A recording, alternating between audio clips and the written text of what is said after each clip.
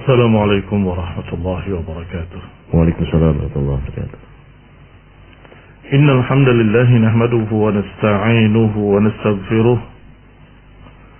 ونعوذ بالله من شرور أنفسنا ومن سيئات أعمالنا. من يهده الله فلا مضل له ومن يضلل فلا هادي له، وأشهد أن لا إله إلا الله وحده لا شريك له، وأشهد أن محمدا عبده ورسوله صلى الله عليه وعلى آله وأصحابه والتابعين وتابع التابعين ومن تبعهم إلى يوم الدين.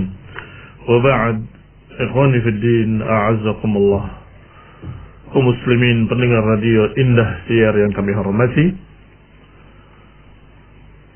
kita masih pada kisah Ka'ab ibn Malik radhiyallahu ta'ala anhu, ketika pada akhirnya beliau mendapatkan dari Allah subhanahu wa ta'ala kejelasan, mendapatkan dari Allah subhanahu wa ta'ala jalan keluar, yaitu ketika dirasa bumi ini sempit padahal bumi ini begitu luasnya. Dhaqatil ardu bima rahubat. Maka betapa gembiranya Ka'ab ibn Malik sehingga dia sujud syukur, dan juga betapa gembiranya kaum muslimin, para sahabat yang kenal Ka'ab ibn Malik bahwa beliau orang baik, beliau orang saleh. Sebagaimana di awal kita kisahkan ucapan Mu'ad, tidak ya Rasulullah, aku tidak mengenalinya kecuali dia orang baik. A'rifuhu illa khaira. Maka mereka semua berharap kalau sahabat Ka'ab ibn Malik mendapatkan dari Allah Subhanahu wa taala ampunan dan maafnya. Ikhwani fi din, a'azakumullah, kaum muslimin rahimani wa rahimakumullah. Disebutkan oleh Ka'ab ibn Malik bahwa sungguh aku merasa bahwa aku diselamatkan oleh Allah Subhanahu wa taala karena sebab kejujuranku. Aku tidak beralasan dengan alasan apapun yang dibuat-buat. Aku tidak berdusta dengan kedustaan agar aku selamat. Tapi aku menyatakan dengan jujur dan aku menyesal. Ternyata itu yang menyebabkan dia mendapatkan dari Allah Subhanahu wa taala keistimewaan. Yani diampuni oleh Allah, dimaafkan oleh Allah, dan diturunkan wahyu khusus untuk mereka. Jadi keistimewaan, bukan hanya diterima taubatnya, diterima taubatnya dan istimewa. Allah Subhanahu wa taala memberikan ampunannya secara khusus, dan Allah Subhanahu wa taala menurunkan wahyunya secara khusus. Kita baca selanjutnya dari kisah Ka'ab ibn Malik radhiyallahu taala anhu. Ketika kemarin kita bacakan ucapan Ka'ab, ya Rasulullah, innallaha ta'ala innama anjani bis-sidqi. Ya Rasulullah, sesungguhnya Allah menyelamatkan aku dengan kejujuran. Wa inna taubati anna uhadditsa illa sidqa.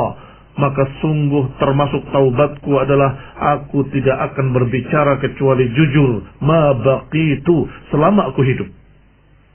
Wallahi ma alimtu ahadan minal muslimina ablahu Allah ta'ala fi sidqil hadith mundu dakartu dhalika li Rasulillah SAW ila yaumina hadha.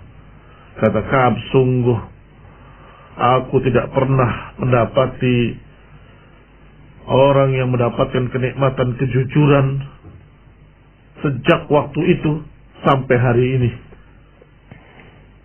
Kemudian aku maksudnya tidak mendapatkan kenikmatan kejujuran seperti apa yang aku rasakan. Maka aku berharap pada Allah Subhanahu wa taala, wa inni la arju an yahfadhani Allah taala fima baqi. Maka sungguh aku berharap kepada Allah Subhanahu wa taala agar terus menjagaku pada sisanya. Ini pada waktu itu sampai hari ini aku masih bisa menjaga dan aku mendapatkan kenikmatan dari Allah, bisa menjaga kejujuran. Mudah-mudahan Allah jaga aku pada apa yang sisanya, ini umur sisanya. Amin. Radhiyallahu ta'ala anhu, semoga beliau dijaga, dan tentunya sudah kita lihat bagaimana para sahabat, khususnya Ka'ab bin Malik, meninggal dalam keadaan baik, meninggal dalam keadaan tetap di atas sohbah persahabatan dengan Rasulullah sallallahu alaihi wa ala alihi wasallam. Qala fa anzalallahu ta'ala. Kata Ka'ab, maka turunlah ayat ini. Ayat Allah Subhanahu wa taala dalam surat At-Taubah ayat 117 sampai 119. Yaitu ucapan Allah Subhanahu wa taala, laqad taballahu 'alan nabi wal muhajirin wal ansar wal ladzina ittaba'uuhu fi sa'atil 'usrah. Sungguh Allah telah menerima taubatnya atau menerima taubatnya Nabi dan muhajirin dan ansar dan orang-orang yang mengikutinya di saat-saat susah, saat-saat sulit. Sampai pada kalimat innahu bihim ra'ufur rahim wa 'ala thalathatil ladzina khulifu hatta idza daqatil ardu bima rahubat hatta idza daqat 'alaihimul ardu bima rahubat.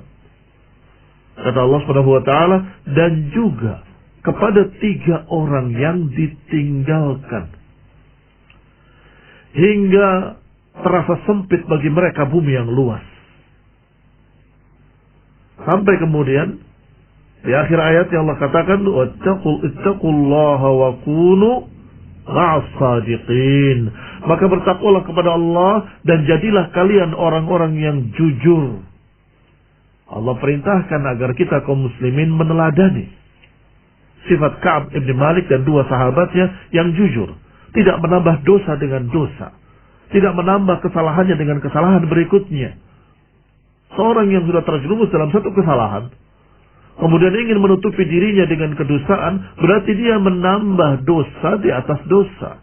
Yang tadinya satu dosa dia kerjakan, tetapi kedustaannya untuk melindungi dirinya, kedustaannya untuk menyelamatkan dirinya, menjadi dosa yang kedua.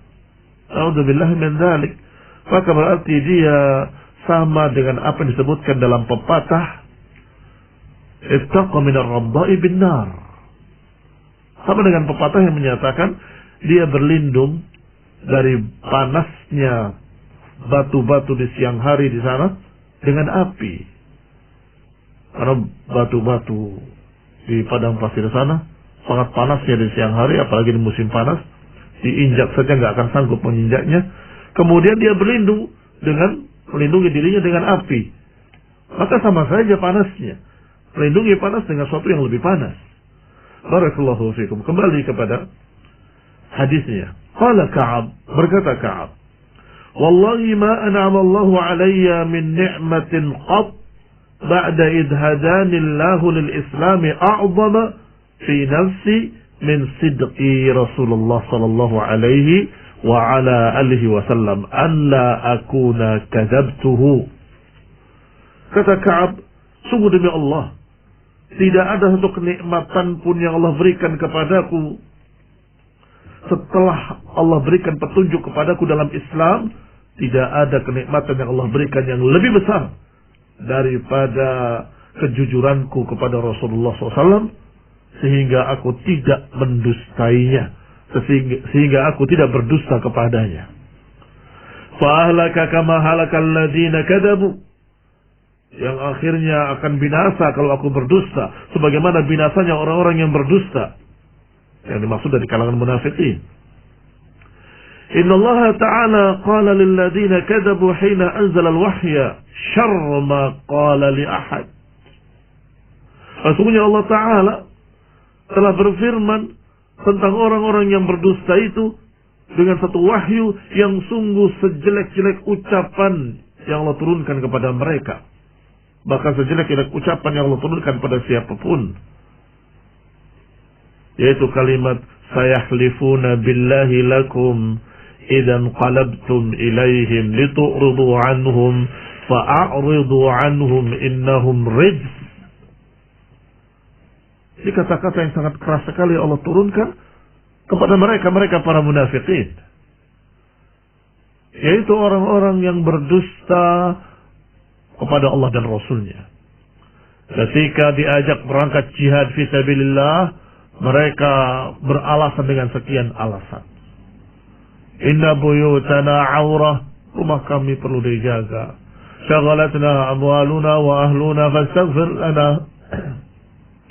Kami disibukkan oleh anak-anak kami dan harta-harta kami. Mintakanlah ampun untuk kami. Yang satu lagi beralasan, la tanfiru fil har, jangan berangkat di waktu panas terik seperti ini. Apakah kalian membunuh diri? Yang satu lagi beralasan dengan sekian macam alasan.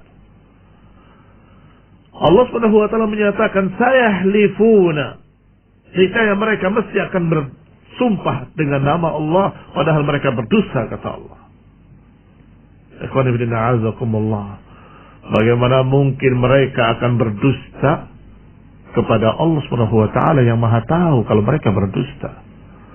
Bagaimana mereka berani berdusta kepada Rasul, padahal Rasul adalah seorang nabi yang yuha ilaihi, seorang nabi yang mendapatkan wahyu yang mesti akan diberitahu oleh Allah Subhanahu wa taala. Sebagaimana kisah ketika Nabi akan berangkat ke Mekah. Para munafikin enggan untuk berangkat. Dan mereka berkata sesama mereka, saling berbisik, kita mau mendatangi musuh yang paling keras terhadap kita. Apakah kita mau bunuh diri? Kita akan dibantai di sana. Apakah kita mau mati? Sehingga mereka tidak berangkat. Sesampainya di sana terjadi apa yang terjadi, yaitu perjanjian Hudaybiyah dan seterusnya. Maka kaum muslimin pulang dalam keadaan sudah ada kesepakatan tahun depan akan kembali dan diizinkan untuk umrah, diberi waktu 3 hari. Ketika pulang turun ayat. Kata Allah,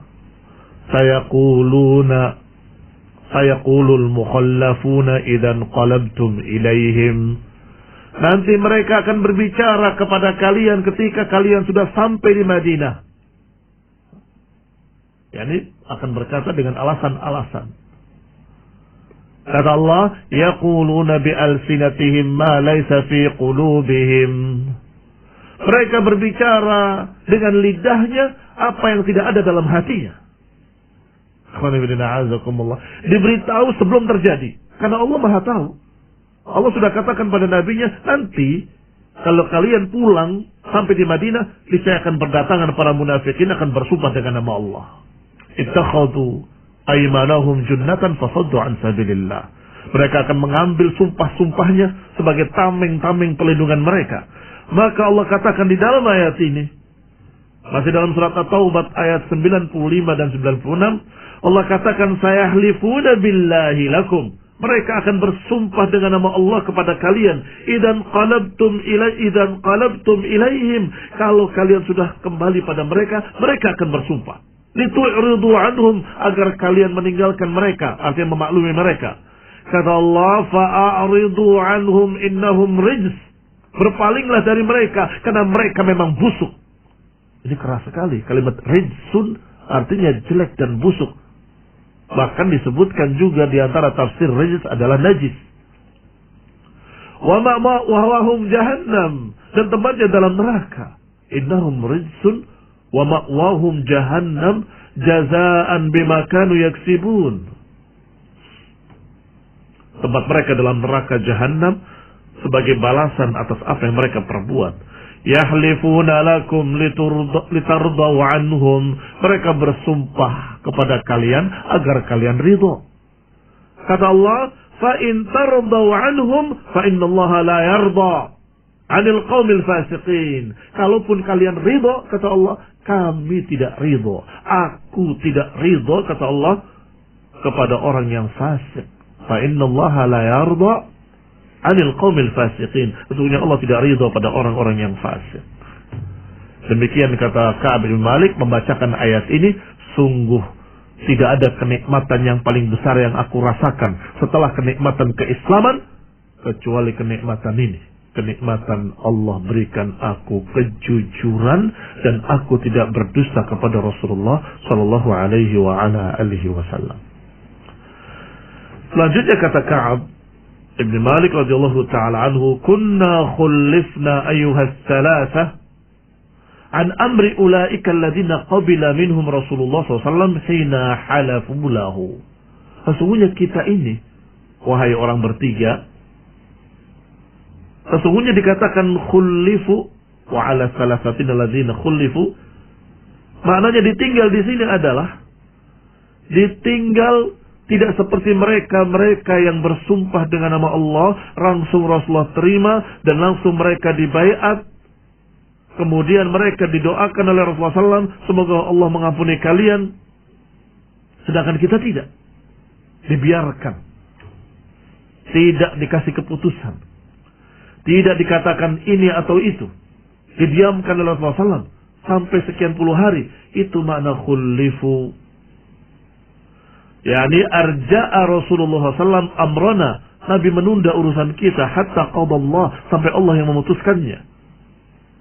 Allah Ta'ala, maka ketika Allah berfirman dalam ayatnya wa 'ala salasatil ladzina khulifu, dan kepada 3 orang yang ditinggal, maknanya adalah laisa alladzi dzakara mimma khulifna takhallufana 'anil ghazw.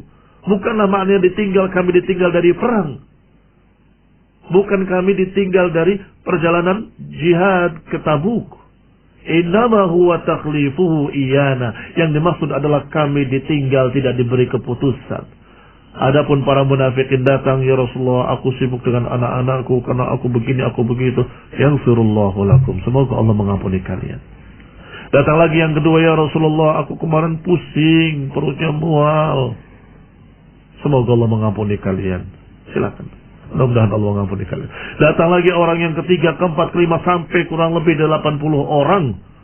Mereka berbicara dengan lisannya apa yang tidak ada dalam hatinya. Dan Rasulullah SAW menghukumi mereka secara zahirnya, secara tampaknya.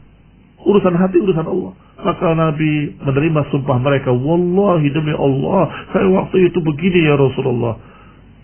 Tidak mengapa, mudah-mudahan Allah mengampunimu. Ada pun yang 3, Rasulullah tidak memberikan keputusan. Ini makna khulifu. Berarti ini tafsir ayat tadi dari Ka'ab bin Malik sendiri yang mengalami kisahnya. Bahwa aku waktu itu merasa ditinggal. Semua orang diputuskan dengan keputusannya kecuali aku. Atau kecuali kami bertiga. Qala wa innama huwa takhlifuhu iyana wa irja'uhu amrana amman halafa lahu. Maknanya khulifu adalah, maknanya ketika kami ditinggal, kami tidak diberi keputusan seperti mereka yang bersumpah, langsung Nabi terima dan Nabi berikan keputusan, didoakan. Fa'tadara ilaihi faqabila minhu. Demikian hadis ini selesai. Walhamdulillah muttafaqun alaih, di dalam Bukhari dan Muslim. Di dalam riwayat, anna Nabi SAW kharaja fi ghazwati Tabuk yaumul khamis. Dalam riwayat disebutkan bahwa Nabi SAW perang atau berangkat perang Tabuk itu di hari Kamis. Wa kana yuhibbu an yakhruj yaumul khamis, dan beliau suka kalau berangkat dalam perjalanan hari Kamis. Wa fi riwayatin wa kana la yaqdumu min safarin illa naharan fi dhuha. Sedangkan ketika pulang, Nabi SAW tidak suka untuk kembali pulang atau sampai di kotanya kecuali di waktu pagi, waktu duha, tidak waktu malam. Tidak disunahkan datang ke keluarganya di waktu malam. Fa idza qadima bada'a bil masjid, dan kalau datang beliau langsung ke masjid, salat 2 rakaat, kemudian duduk menemui beberapa orang yang ada keperluan dengannya, setelah itu baru ke rumahnya. Dan itu ditunjukkan ilatnya, alasannya dalam hadis-hadis lain. Ketika Rasulullah SAW bersama Jabir bin Abdullah radhiyallahu taala anhu, kata beliau, biarkan mereka bersisir dan membersihkan dirinya. Artinya datang ke masjid itu supaya berita nyampe ke rumah-rumah kaum muslimin. Pasukan muslimin sudah ada di masjid, sehingga para istri bersiap-siap berdandan untuk suaminya, mempersiapkan mungkin makanannya atau minumannya dan sebagainya. Maka beberapa saat kemudian mereka datang ke rumahnya masing-masing dalam keadaan sudah dipersiapkan. Dan Nabi menyatakan, la tatrukul nisa'a lailan, jangan kalian mengetuk pintu rumah istri kalian di malam hari. Artinya jangan kalian datang tengah malam. Barakallahu fikum. Walaupun memang sebagian para ulama menyatakan bahwa itu hukumnya makruh bukan haram, yang afdal adalah atau yang sunnah adalah di siang hari atau di waktu duha. Wallahu ta'ala a'lam bisawab. Wa sallallahu ala Muhammadin wa ala alihi wa ashabihi wa sallam tasliman katsira. Baik muslimin, alhamdulillah kita telah ikuti kajian Islam yang disampaikan oleh beliau. Jazakallahu khairan katsira kepada Ustaz Muhammad yang telah menyampaikan bimbingan Islam kepada kita semuanya. Dan sekarang kita menuju pada pertanyaan atau tanya jawab, dan kita mulai dari pertanyaan pertama. Maaf Ustaz, izin bertanya sesuatu yang sangat penting bagi saya dan keluarga tentang wakaf. Ayah saya meninggal mewariskan sekian ratus juta untuk uang pondok pesantren. Sebagian ahli waris ingin buat yayasan keluarga untuk mengurusi pondok tersebut. Sementara dari keluarga kami belum ada yang punya ilmu tentang pondok dan pengelolaannya. Pertanyaan saya, bagaimanakah hukumnya? Dan kalau boleh ikrar wakafnya bagaimana? Jazakumullah khairan.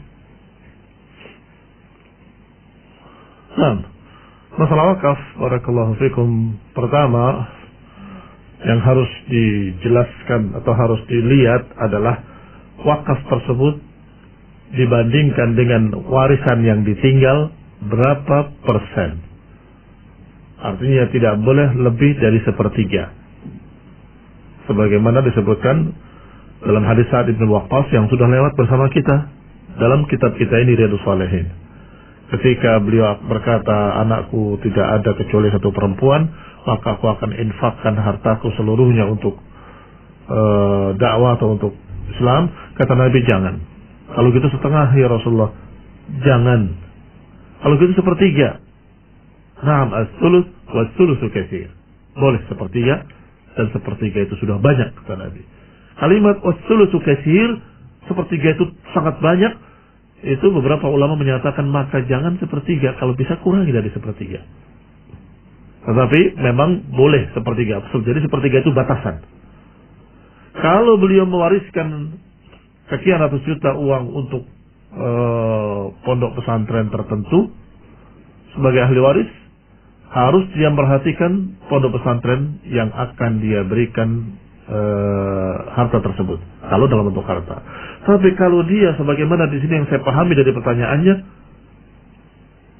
dia ingin membangun pesantren. Nah, kalau ingin membangun pesantren dari warisan tersebut, mungkin warisannya sangat banyak, sepertiganya bisa membuat pesantren lengkap, tentunya harus membangun jangan hanya fisiknya, tetapi juga SDM-nya, sumber daya manusianya.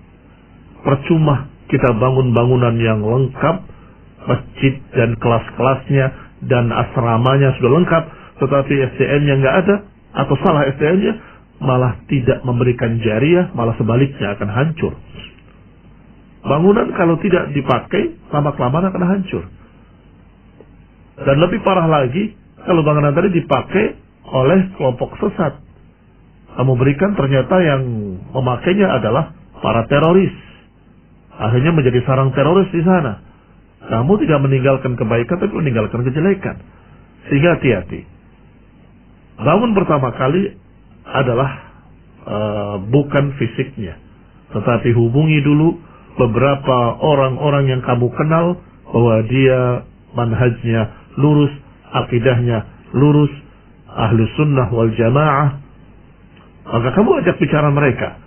Kalau sudah didapatkan orang-orangnya, baik, kita akan berikan tanah di sini dan kami akan bangunkan untuknya. Kalau sudah siap, bismillah.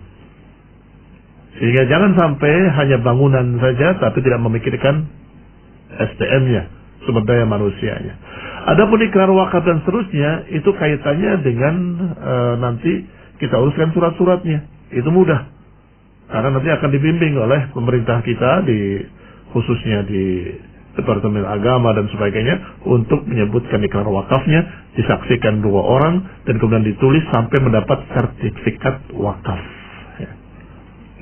Baik.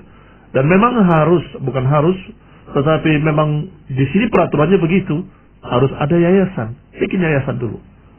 Tapi ingat tadi, di dalam yayasan itu kamu cantumkan juga orang-orang yang memang secara ilmu mengerti tentang ilmu agama.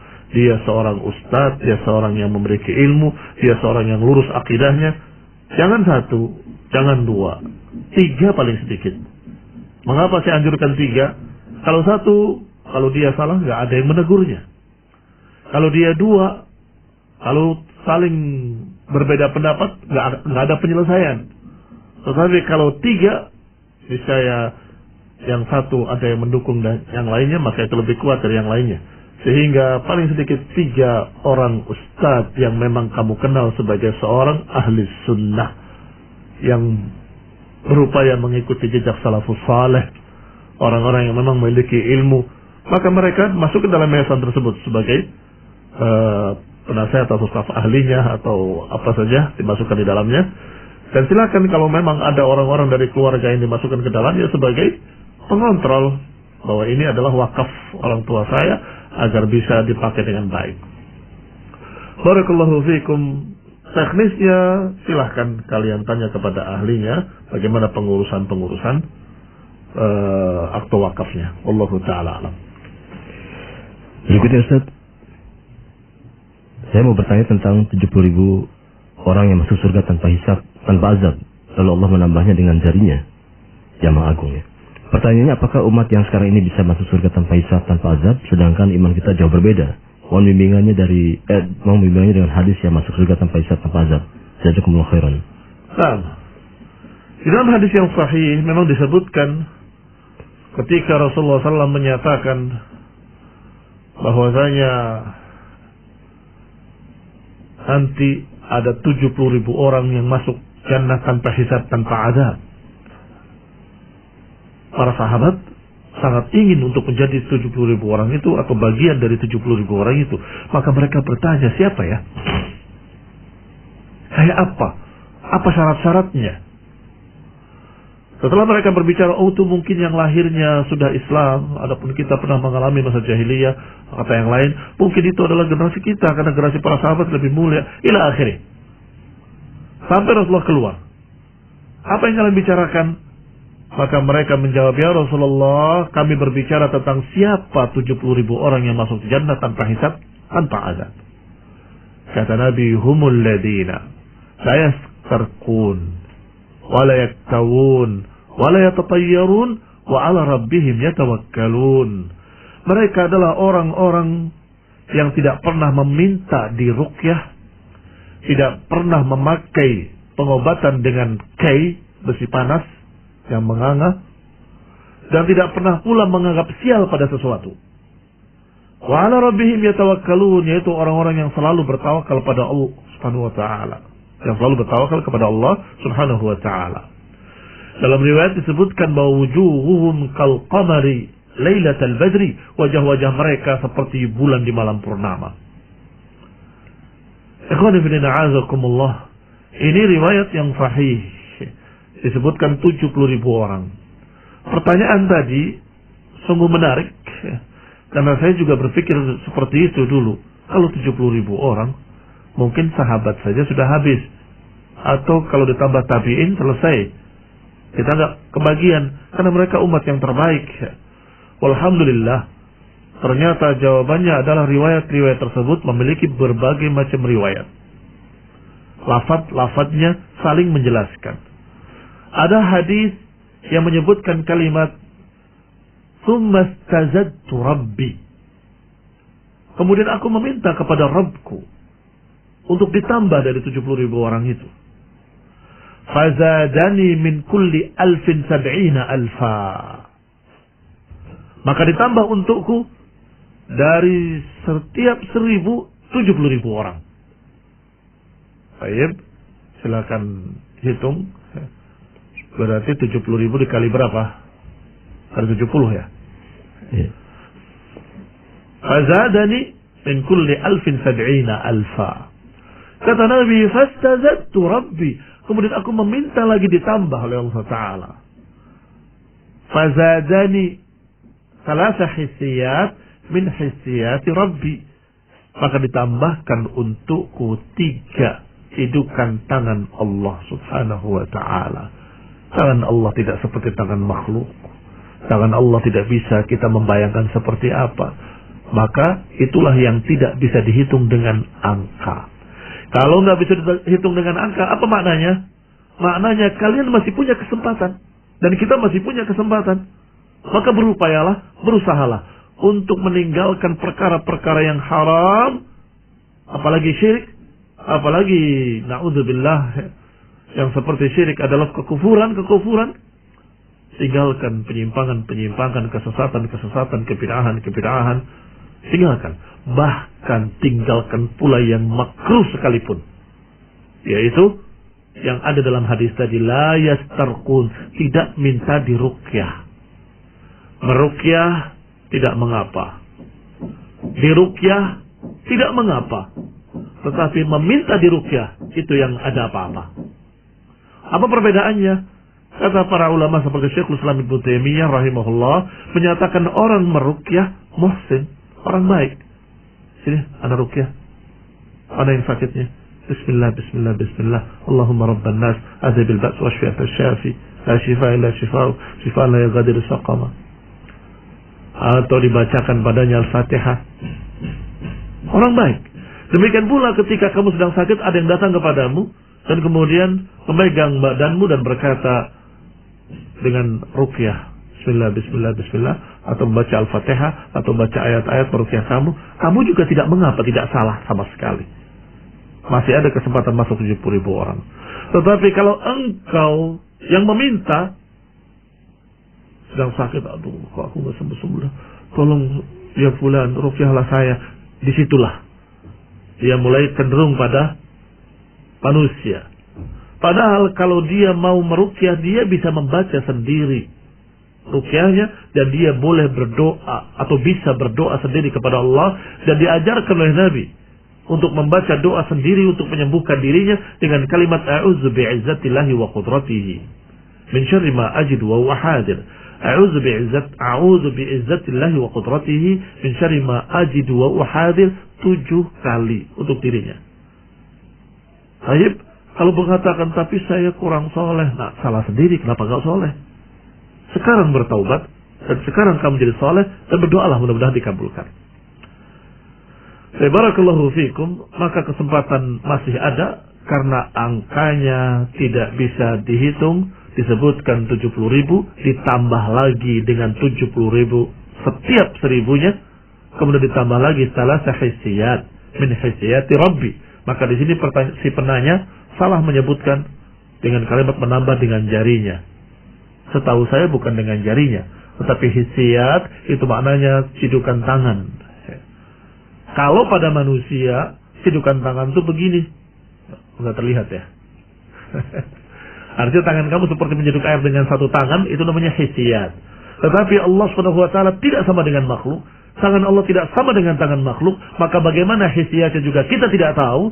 Maka pasti itu sangat banyak. Karena Allah Maha Besar. Allahu Akbar. Maka bersyukurlah kita masih dibuka dan diberi kesempatan untuk bisa menjadi 70.000 orang yang masuk jannah tanpa hisab, tanpa azab. Wallahu ta'ala a'lam. Baik kaum muslimin dimanapun Anda berada, alhamdulillah waktunya sudah habis, dan semoga apa yang disampaikan oleh beliau dan juga jawaban yang disampaikan dapat memberikan manfaat bagi kita semuanya. Dan mohon maaf bagi Anda yang belum tersampaikan pertanyaannya, semoga disampaikan kembali pada keesokan harinya. Al-kalam, kami mohon maaf dan atas salah dan kurangnya. Wassallallahu ala Muhammadin walhamdulillahil alamin. Subhanakallahumma bihamdika asyhadu an la ilaha illa anta astaghfiruka wa atubu ilaik. Wassalamualaikum warahmatullahi wabarakatuh. Waalaikumsalam warahmatullahi wabarakatuh.